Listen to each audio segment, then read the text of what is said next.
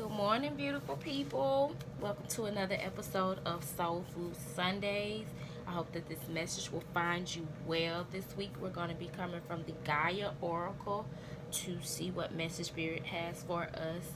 And before we get into that, we're going to go into prayer. Per usual, I'm about to head to the gym and get me a little workout in. But I wanted to go ahead and make sure that I connect with you guys prior to attending to my temple. I hope that you guys have had a great week.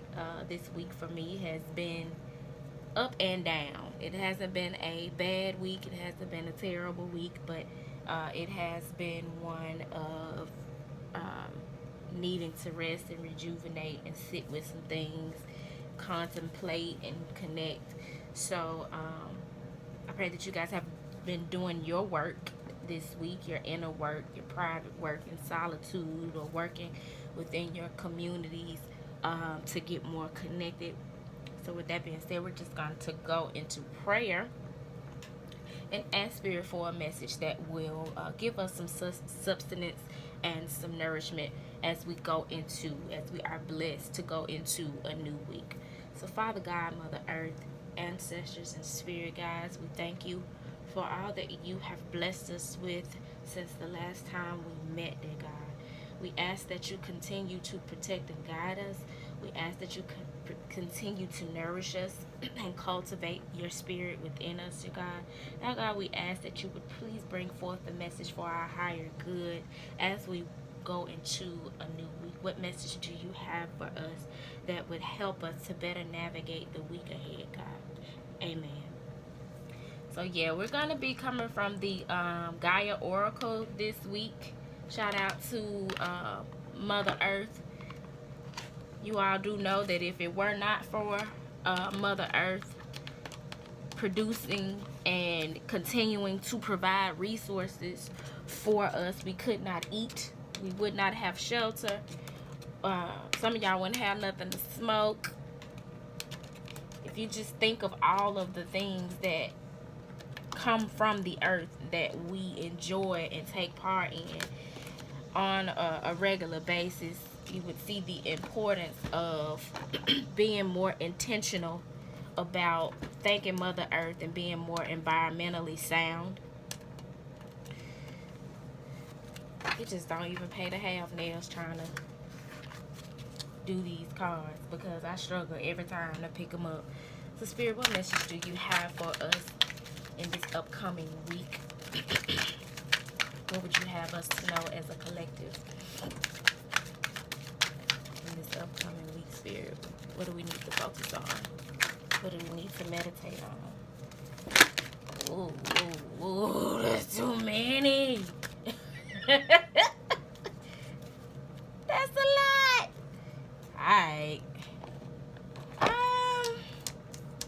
Let's see here. Tree of Life. Number 1. The Tree of Life represents fertility, creativity, destiny, and magical blessings. Number 34. The Hidden Path.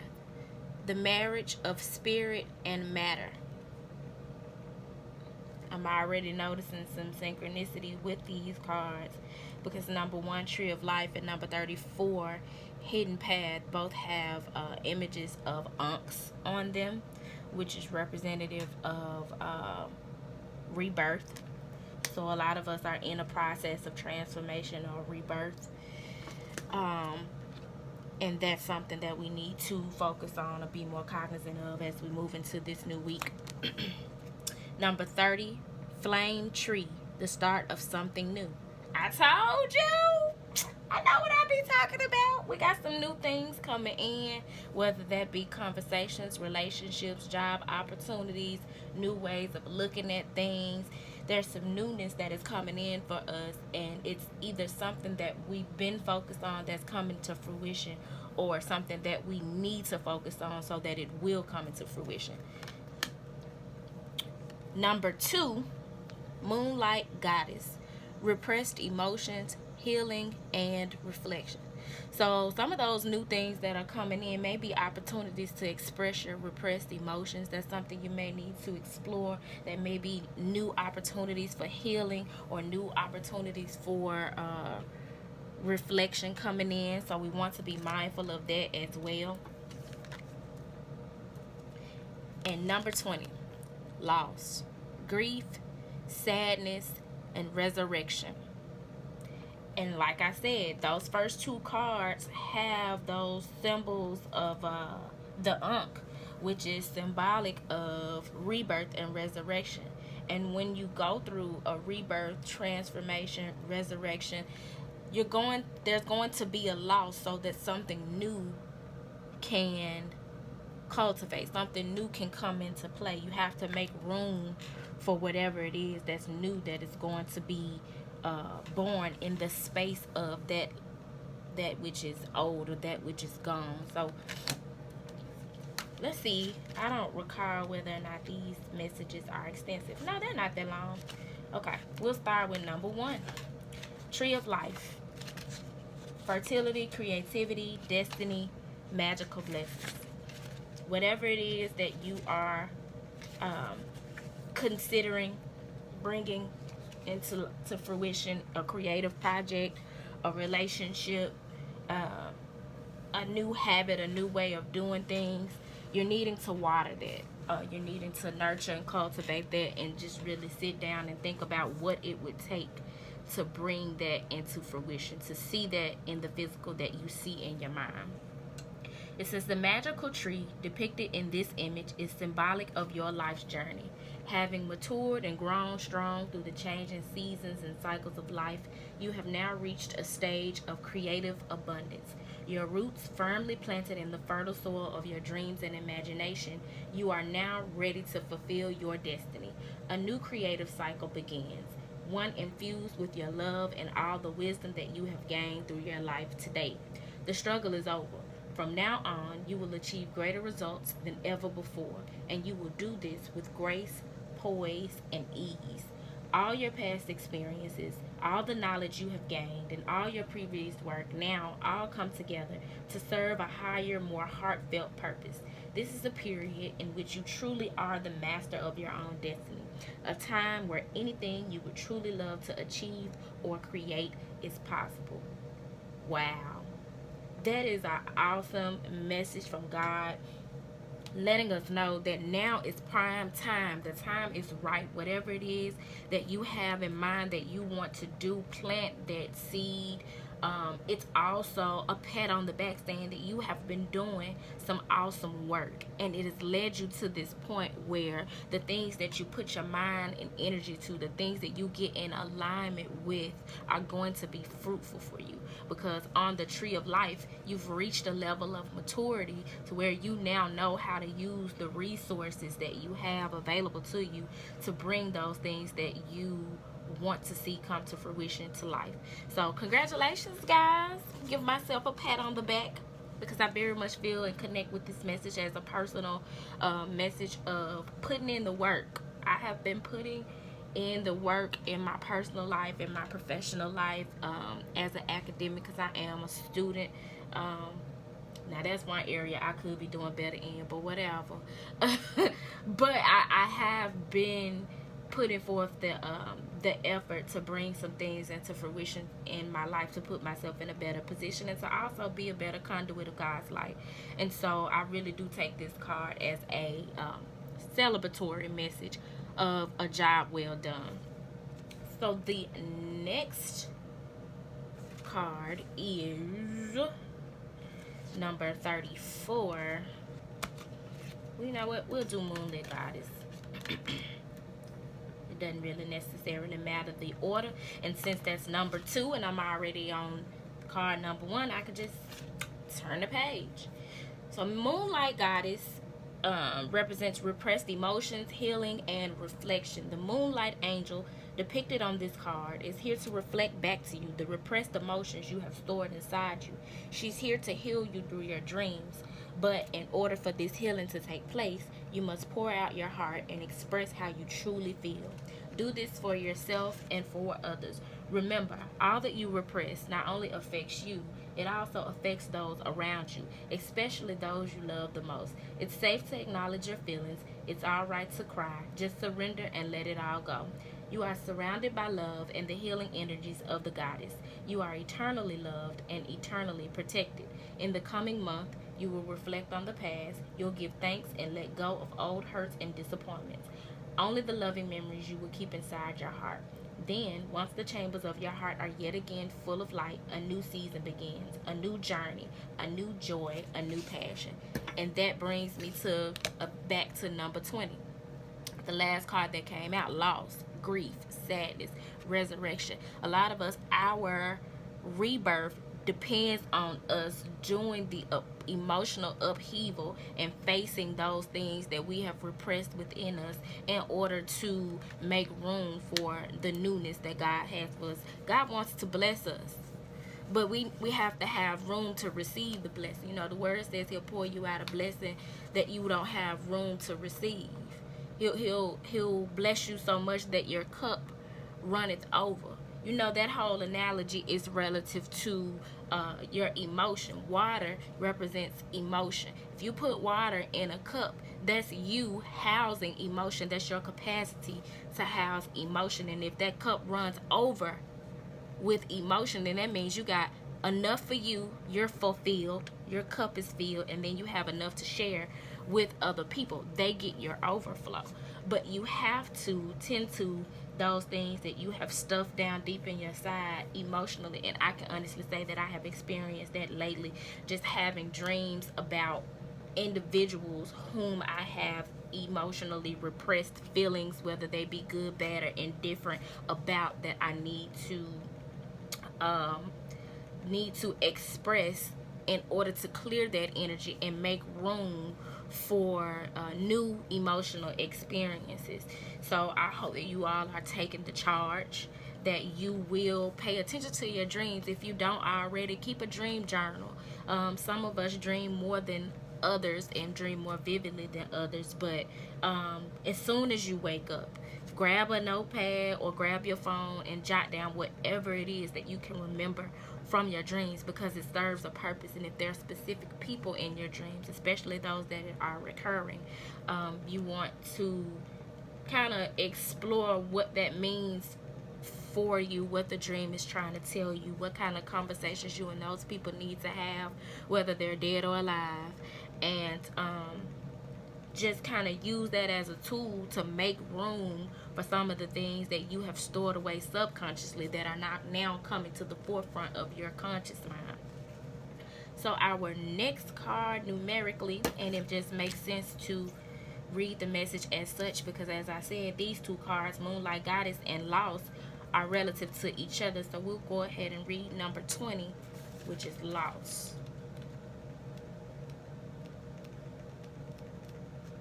This is a really dope message, and it's really calling us to, not only calling us to do our inner work, be it inner child work or working on our mental state.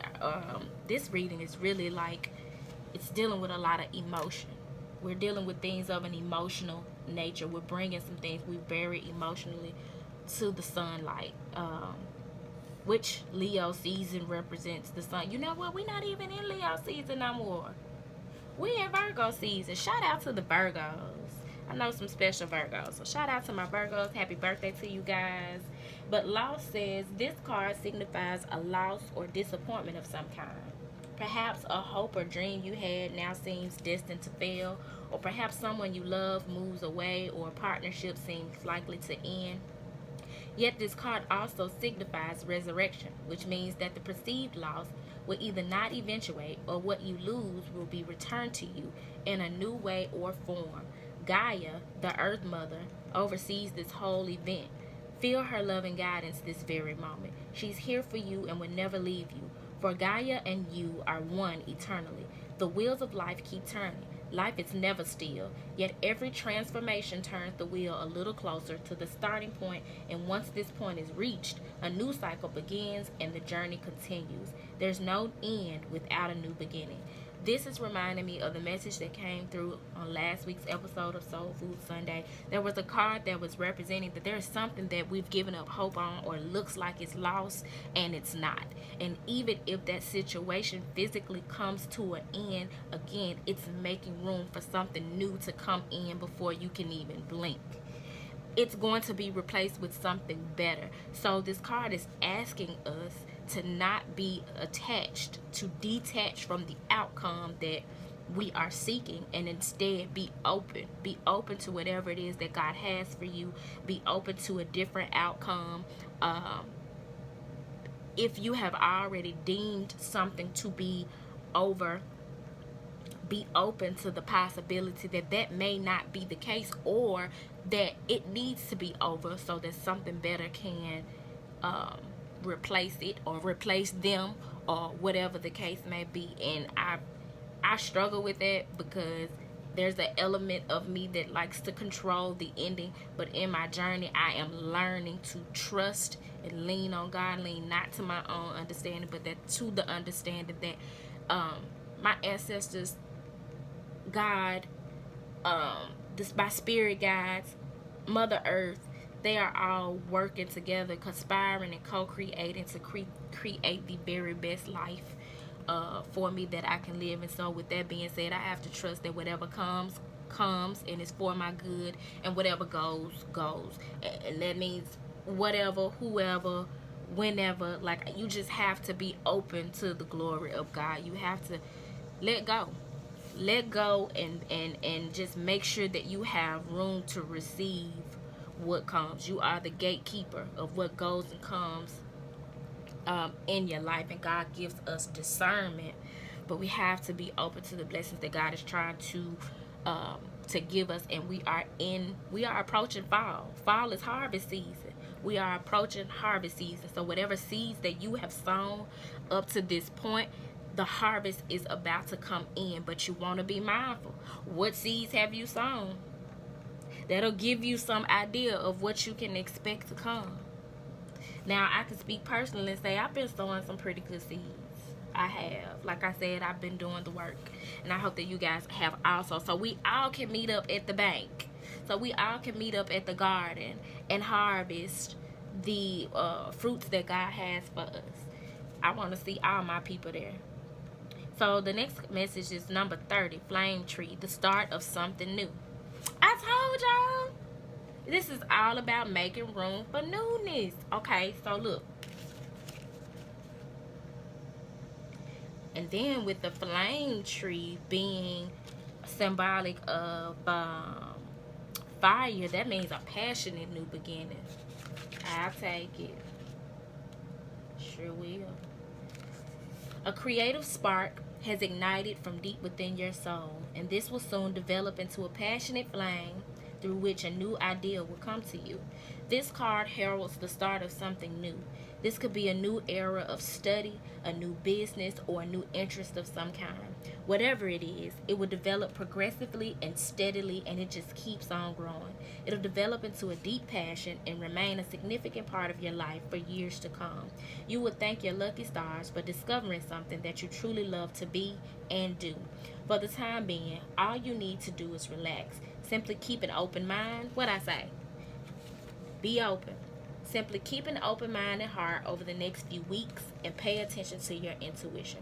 For those of us who don't journal, I highly recommend that you journal. Journal your dreams.